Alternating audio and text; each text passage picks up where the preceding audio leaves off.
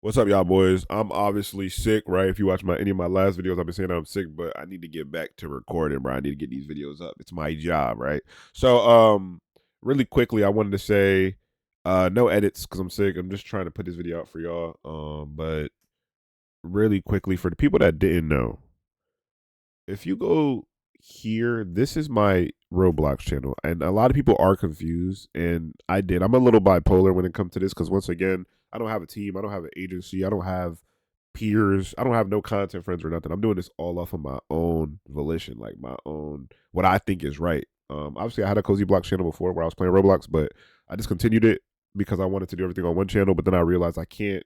Like, it's not the algorithm is not going to work for me if I do that. So I made a whole new Cozy Blocks channel. For a lot of people, I know a lot of y'all don't even know I play Roblox. So I'd be like, all he do is watch Roblox and watch for a second, and he'll never be playing Roblox. Okay, well, I'm gonna be playing Roblox on this channel. Obviously, I haven't dropped the Forsaken video. That's gonna be my next video. But I did want to drop Brain Rot videos just because I have played them and I wanted to just post that.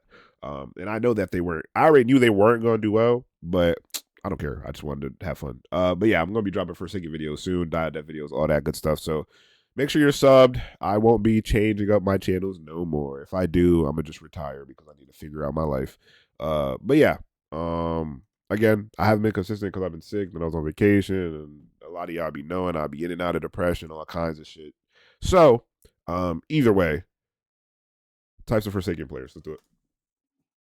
Play the video. Have a lot of different players. In this video, I'll be going over the different player types of Forsaken while stating the role players are the worst ones by far. They're gonna tunnel you and target you just so that they can do 07 and 7 with Cool Kid.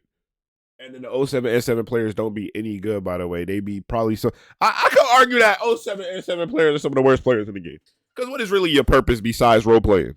Son! Different facts about them, so smash that like button and subscribe Over and it. let's get started. Over First, we have the beginner player. These players tend to be really oblivious, and by that I mean extremely confused.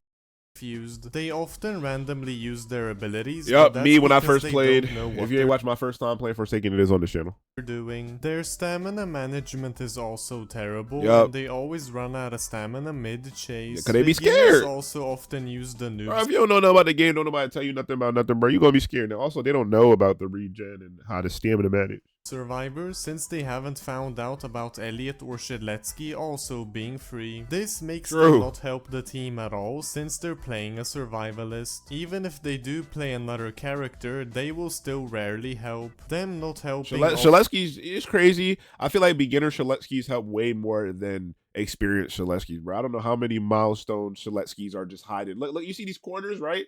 There's a Shedletsky probably behind all of these walls. Instead of helping, right? And the noob has always been useless. Noobs are always just gonna watch from the distance, and then you have Shedletsky's left, right, behind the corner, waiting to try to ambush the killer just to miss and die. Often makes the killer leave them for. I don't even hate Shedletsky's, bro. This is just a canon experience in every Forsaken player's life. And if you're a Shedletsky main, then you're the problem. An easy kill. And when the beginners do play killer, they often get absolutely no kills and get bullied by the whole server. Yep. These players are completely new to the game though, so you can't blame them. Judge them too much. After the beginner, we have the role player. Oh my god! Are usually new, but are very invested into the game's lore or different characters. They tend to use characters with heavy lore, the biggest example being 007 and 7. Most of the time, when Cool Kid is the killer, 007 and 7 role players start begging the killer for mercy and calling them a son. Not to mention that the killer often doesn't even want to roleplay. Another perspective. Lies, bro. The killers be the main one trying to initiate it. Is that Cool Kid leaves 007 and 7 for Last Man Standing just to end up roleplaying the entire time. Shedletsky and 1x1x1x1 are also a good example. Bro, this one happens more often than not.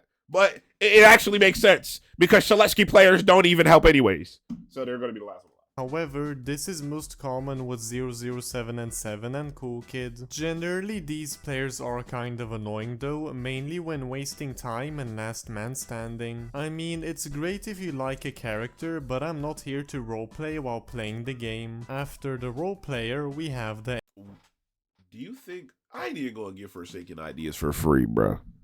Yo, if you in the Forsaken team, y'all might as well hire me as the idea guy, because I'll get y'all game turned. But I don't know why they don't have campaign.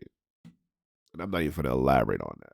AFK. However, there's two types of AFK players. The first type is the people that just AFK in matches. Most of the time these people are just trying to farm XP from free wins or just trying to be annoying. They often extend the round timer by simply giving the killer a free kill. But when the AFK becomes the killer, they often give a free win, but in other times only play when they are the killer. The second type is just people who sit in AFK mode for a long time, and in some cases half of the server will be AFK in the lobby. I've never had that happen. Generally, these players are very annoying. Maybe it's because y'all swarm my lobbies whenever I am on. By the way, I do have a new Roblox account, IsiahCozy, but it's at Cozy Blocks. So my other one, I don't really use that account no more because that's for other stuff.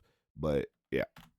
They're in a match, but don't really matter if they're on AFK mode. After the AFK, we have the troll player. These players tend to have experience and aren't new to the game. The trolls usually have annoying intentions, most of the time trying to throw the game. Most of the time they don't help the other survivors, and in some cases intentionally lead the killer to other people. They even go as far as to not give items like medkits and using abilities. Bro, if you do this, you're type lame and you're bored and you need to go play like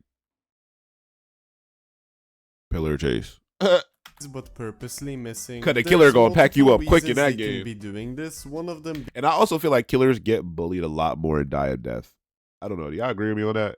Like when I play Die of Death, I be feeling like, right, them killers just incompetent. I feel like they're kind of harder to use too. Being that they're mad at people. This can be because they may have lost last man standing to them, or just because they're mad at the other survivors. And another reason is because they want to be annoying, mainly to get attention from people. The trolls are way worse than AFK players, but you really cannot do much about it. After the troll, we have the grinder player. These players are most of the time trying to max out a character, but also sometimes grind money. But there's only one consistent way to do so, and that's by doing many generators. The grinders tend to do generators John Doe, the entire game and only act when the killer starts chasing them. Some players do help the team between generators, but most people instantly go to the next one. Once all generators are done, the grinders tend to just dance in the corner of the I've never experienced that, that's crazy. Other people on the other hand go on to help the team in order to win the game. However, most of the time these players just wait for the win. Like the grinders can of course be annoying, but at least they sometimes try to help the other survivors. And let's be real, most of us have probably spent entire matches doing generators for the XP. On another note, even if players have maxed out a character, they often still do generators for the money or even malice. After the grinder, we have the toxic player. These players are arguably the most annoying ones, and that's for one reason. The toxic players don't necessarily throw the game, but they are extremely rude in multiple ways. But they be nice though. I feel like I meet a lot of toxic players who be like that in the game. Like, they gonna reverse trick stab you, all kinds. There's countless methods for this, one of them being during killer chases. One example is that after they stun the killer, they usually tend to emote at them to be annoying. They sometimes even emote if the killer isn't stunned, just to be as irritating as possible. But if that isn't enough, they even proceed to be toxic in chat. This happens, for example, if they lose a match to somebody, but also because of something else. If someone is very bad at the game, the toxic players tend to trash talk them a lot. Often because the bad player made them lose, or because the bad player makes mistakes. There are countless other ways these players are toxic, but those are a few very common examples. The toxic players are always super irritating and are not fun to encounter at any time. After the toxic, we have the high playtime player. These players play the game a lot and in some cases have every character to level 100. While I know a few of those. It's a lot of y'all watching right now. They do usually have some good skill and aren't bad at the game. However, most of the time they only stick with their favorite characters simply because they're the best at it. The high playtime players have a lot of wins obviously, but some of them have way less killer wins compared to survivor wins. This is because some of these players mainly play on the survivor side, either because they find it more fun or because they just aren't good at playing as the killer.